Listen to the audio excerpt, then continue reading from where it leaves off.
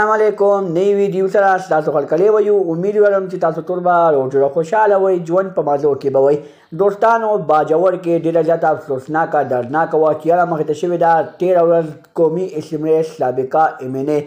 مفتی بشیر محمد باندې حادثه وشوه چې په هغه حادثه کې مفتی بشیر محمد ډیر په بېدردۍ سره شهید کړی شو دوستانو مفتی صاحب چا شهید کړی کو په مفتی صاحب باندې حمله چا وکړه ټول معلومات در سره په دې ویډیو کې شریکوم د نورو معلوماتي ویډیوګانو لپاره زموږ چینل سبسکرایب کړئ د نشان څخه وغږئ چې زموږ هر یوه معلوماتي ویډیو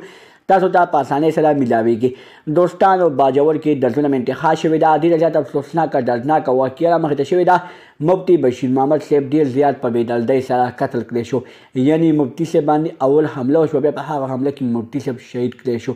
دوستانو د مفتی صاحب په جنازه کې ګڼ شمېر کسانو شرکت وکړو او هغه کسانو ټولو په جلا شول او ویل چې مفتی صاحب یو داسې کس و چې هغه د ډېرو خلکو عزت کړی دی د ډېرو خلکو برکت یې ورسره د هغه د وجې ډېر زیات کسان نریمان شوي حافظان شوي دي خو دوستانو هغه مفتی صاحب چا شهید کړی کو اخر مفتی صاحب سره د چا دښمني وه دوستانو چې په مفتی صاحب باندې خودکش حمله وشوله او ډېر زیات په بېدردۍ سره قتل کړی شو یعنې په هسپتال کې ډېر زیات په بد حال باندې شهید کړی شو د هغه باره کې ګڼ شمېر کسان نن راوټي په باجوړ کې احتجاج کوي او د مفتی صاحب باره کې انصاف غواړي چې د مفتی صاحب باندې چا حمله کړې او د هغه په حمله کې څوک ملوث دي هغه کسان دې ځل تر ځله ګرفتار کړی شي او هغه ته ډېرې ښه بدترینه سزا میلاو کړی شي د نورو معلوماتي ویډیوګانو لپاره زموږ چینل سبسکرایب کړئ د انشاء الله خامخا وخت نمو خال یوانی معلوماتي ویډیو تاسو ته په اسانۍ سره ملاويږي والسلام